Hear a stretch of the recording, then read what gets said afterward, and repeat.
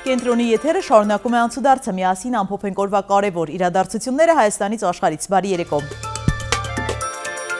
Պատարակներին աղոթքի մեջ Արցախի Հանրապետություն ասել է, պատերազմ հրահրել է, կառավարության նիստից հետո ջեպազրույցում հայտարարել է Նիկոլ Փաշինյանը։ Նա նաև ասել է, որ ինքն է հրահանգել Ցեղասպանության ինստիտուտ թանգարանի տնօրենին հրաժարականի դիմում գրել։ Էդիտա Գզոյանը ԱՄՆ փոխնախագահ Վենսին այցի ընթացքում Արցախի խնդրի մասին գիրք էր նվիրել։ Փաշինյանը Գզոյանի քայլը համարել է սադրիչ։ Ամեն անգամ, երբ որ խորանից ասենք հղում են անում, երբ որ ամեն ամբյոնից ասում են Արցախի Հանրապետություն, այդ պատերազմի բան է, պատերազմի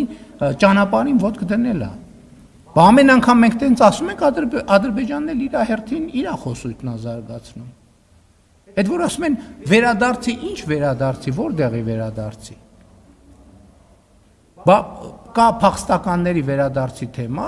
Ադրբեջանն է նույն ձևի նույն թեման է առաջ քաշում։ Այդ թեմաները զարգանալու են, բախվելու իրան դառնան պատերազմ։ Այսինքն ձեզ թվում է նախին պատերազմները տենց ինչ որ բոլորը վեր են կացել ասել պատերազմ, տենց հումանիտար, շատ անմեղ թեմաներից սկսել են բան, մի քար, մի հուշարձան, շատ կարևոր եւ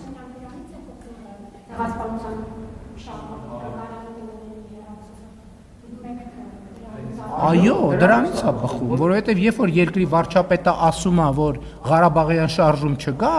օտար երկրի հյուրին Արցախյան հիմնահարց թեմայով գիրք նվիրել ինչ նշանակում։ Այս երկրում քանի հոգի կարա արտաքին քաղաքականություն վարի։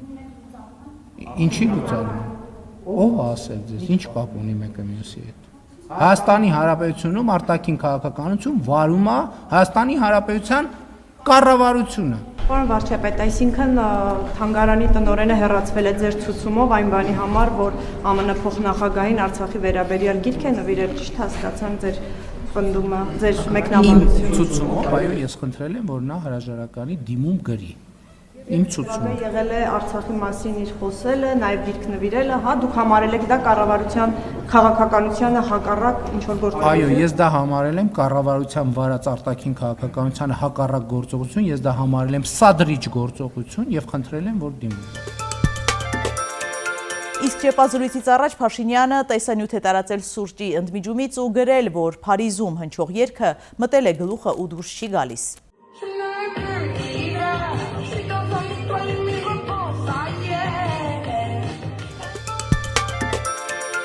Գերագույն հոգևոր խորհրդի աշխարհիկ անդամներին քննչական կոմիտե են կանչել, այսօրվա նիստը ձախողվել է։ Գերագույն հոգևոր խորհրդի անդամ Գևորգ Դանելյանն ասել է, որ նպատակը հենց խորհրդի նիստը ձախողելն էր, ինչը հաջողվել է։ Այս քաղաքական իշխանությունները եկեղեցուց ճակերտավոր ձեռ չեն քաշում, շարունակում են իրենց ապօրինի քաղաքականությունը եկեղեցու նկատմամբ եւ սա դրա դրսևորումներից հերթականն է։ Նախորդից ուշադրության կենտրոնում է հայտնվել Վեդի հիվանդանոցի ԿՊԱ-ական տնօրենը։ Նա բուժհաստատության բյուջեից մոտ 140 միլիոն դրամ տանուլ է տվել կազինոյում։ Արամայես Գրիգորյանը նաև ավականու անդամ էր։ Նա այժմ թե մանդատն է վայր դրել, թե պաշտոնից ազատվել։ Այդ մասին ինքն է խոստովանել ու ընդունել է մեղքը։ Միջադեպի մասին լրագրողները հարց են ուղղել առողջապահության նախարարին։ Տիկին Ավանեսյան, ձեր ասում են անմիջապես քթի տակ Վեդու հիվանդանոցի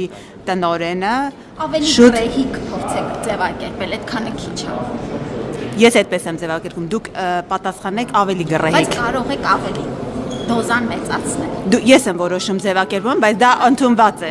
Տիկին Ավանեսյան, եթե ձեզ քթի տակ պատկերավոր ասածը նեղացնում է, ես կարող եմ ասեմ ձեր անմիջական ենթակայության տակ, ձեր ինչքան լավ եք ձևակերպել։ Չէ, ես լավ կարող եմ ձևակերպել, բայց դա չի նշանակվում։ Դա չի մեղում նաև հարցի կարևորությունը։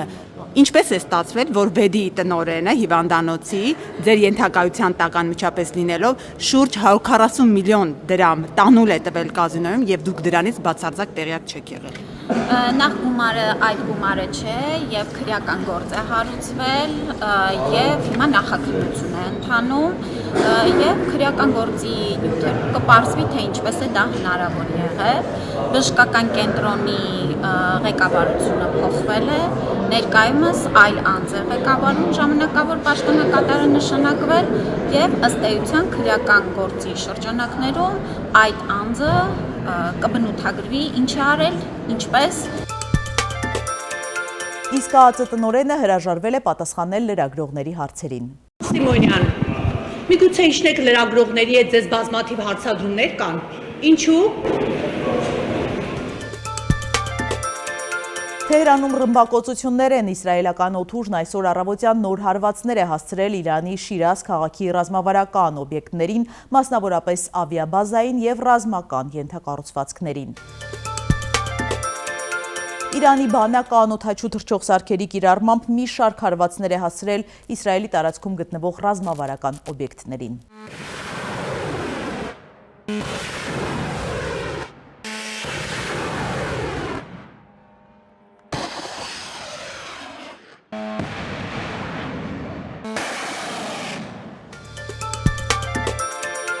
Իրանական ԱԹՍ հարվածի հետևանքով Դուբայի Քրիք Հարբորի բնակելի բազմահարկ շենքում հրդեհ է բռնկվել, տուժածներ չկան։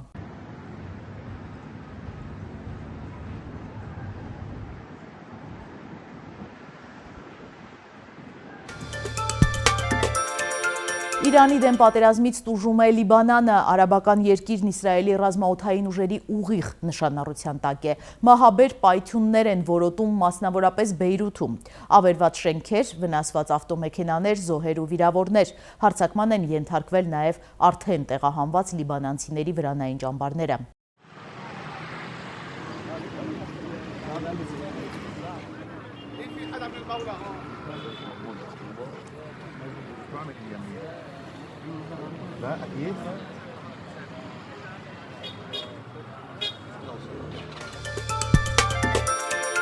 Պենտագոնը կոնգրեսին հայտնել է, որ Իրանի դեմ պատերազմի առաջին շաբաթն արժեցել է ավելի քան 11.3 միլիարդ դոլար։ Թրամփը հայտարարել է, որ Ամերիկան կարող է 1 ժամվա ընթացքում ոչնչացնել Իրանի էլեկտրական հզորությունները և նրանցից 25 տարի կպահանջվի դրանք վերականգնելու համար։ Իսկ այս ընթացքում Դոնալդ Թրամփը պարել է բլոգեր Ջեյք Փոլի հետ։ Ահա կադրերը։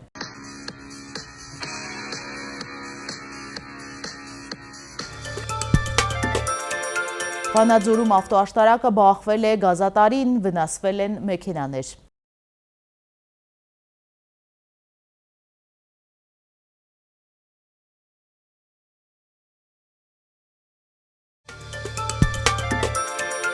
Արդեն մի քանի օր է Արմավիրի մարզի Քարակերտ բնակավայրի բնակիչ 38-ամյա Ալբերտ Դավթյանն ու իր ընտանիքի անդամները հայտնվել են անելանելի վիճակում։ Կասկածելի հիվանդության պատճառով մոտ 100 ոչխարներ ու գառներ են սատկել։ Մի ընդհանուր 100-ից ավել սաղ ձագեր են, էլի։ Հա, գառներ են, լրիվ գառներ։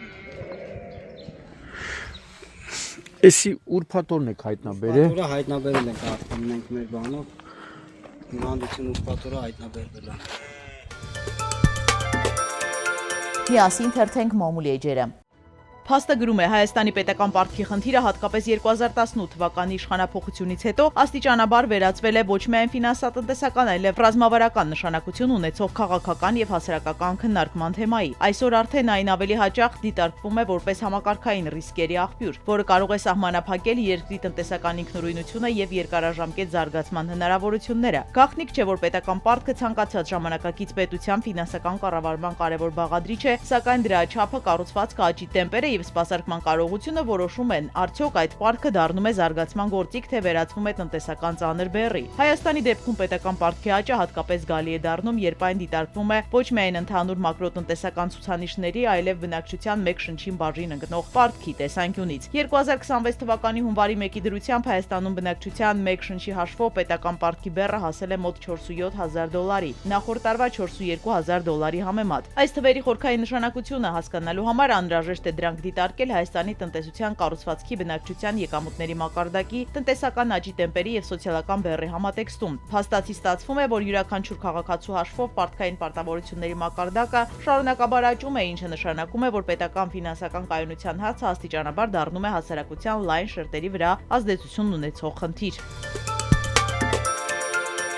Հրապարակը գրում է. երկրորդ նախագահ Ռոբերտ Քոչարյանի թիմը մեծ միջոցառում է նախապատրաստում, որը հավանաբար տեղի կունենա մարտի 16-ին Կարեն Դեմիրճյանի անվան մարզահամերգային համալիրում։ Այդ օրը կհայտարարվի Քոչարյանի գլխավորած դաշինքի մասին, որը մասնակցելու է հունիսի 7-ի համապետական ընտրություններին։ Դաշինքում կլինի երկու ուժ՝ հայ հեղափոխական դաշնակցությունը եւ Էջմիածնի համայնքապետի տեխնացու Սևակ Խաչատրյանի առաջ Աչակենտրոն կուսակցությունը։ Թեև դաշինքների համար անցողիկ շեմն այս ընտրություններից առաջ բարձրացել է 7-ից դարձել 8%, սակայն երկրորդ նախագահի թիմում կասկած չունեն, որ հաղթահարելու են շեմը մի բան էլ ավելի։ Չնայած իշխանությունն ու իր քարոզչա մեքենան համառորեն հակառակն են պնդում։ Իդեպ դաշինքի առաջին եռյակը 21 թվինն է՝ Ռոբերտ Քոչարյան, Իշխան Սաղաթելյան, Աննա Գրիգորյան։ Անցած անգամ 4-րդ համարը Վահե Հակոբյանն էր, վերածնվող Հայաստան կուսակցության նախագահը այս անգամ հավանաբար կլինի Սևակ Խաչատրյանը։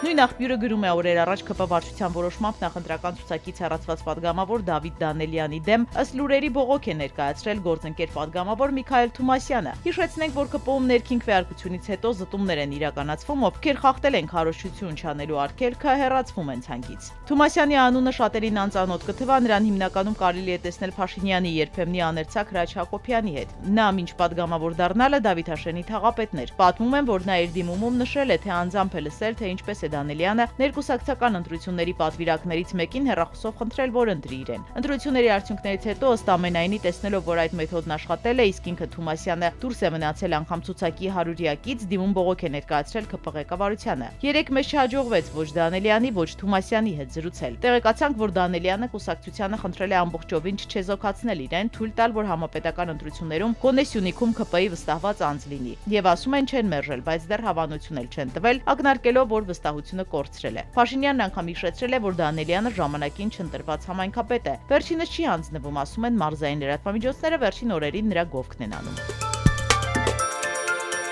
Հրապարակում նաև կարդում ենք վերջերս հակակոռուպցիոն կոմիտեում մի զավեշտալի վարույթ է նախաձեռնվել, որտեղ մեղադրյալն իրանցի է, իսկ տուժողը Պարեկ Զանեհ անունով իրանցին Իրանից եկող մեքենայի վարորդը Վայոց ձորի պարեկներից մեկի 3000 դրամ է առաջարկել իրեն չտուգանելու համար, ինչն էլ արձանագրել է Պարեկը եւ փոքրիկ կաշառքի դեպքը գնացել է հասել է հակակոռուպցիոն կոմիտե դատախազություն։ Այնտեղից էլ հակակոռուպցիոն դատարան եւ մակագրվել ոչ ավել ոչ պակաս նախկին դատախազ քաղաքական գործերից հայտնի դատավոր Վահե Դոլմազյանին, որը քննել է օրինակ Սամվել Կարապետյանի կալանքի միջնորդությունները եւ այլն։ Իրանցու հանդեպ անգամ խափանման միջոց է կիրառվել Հայաստանից բացակայելու արգելք եւ հիմա իրավապահ համակարգում կատակում են, թե Հայաստանի իրավապահները փրկել են իրանցուն պատերազմից, նա այժմ չի կարող մեկնել պատերազմական վիճակում գտնվող Իրան։ Ձեր էկրաններին աշխարհի ամենաէքստրեմալ զիփլայններից մեկն է։ Սուր զգացողությունների սիրահարները դրանից օգտվելու համար պետք է մեկնեն Չինաստան։ Եվ եղանակ ամսի 12-ից 3-ը, 13-ին, 17-ից 3-ը սպասվում է առանց ստեղումների եղանակ։ Ջերմաստիճանը մարտի 14-ից 16-ը կբարձրանա 7-ից 10 միշ։ Հետևեք անցուդարձին ամեն երեկո կհանդիպենք վաղը նույն ժամին։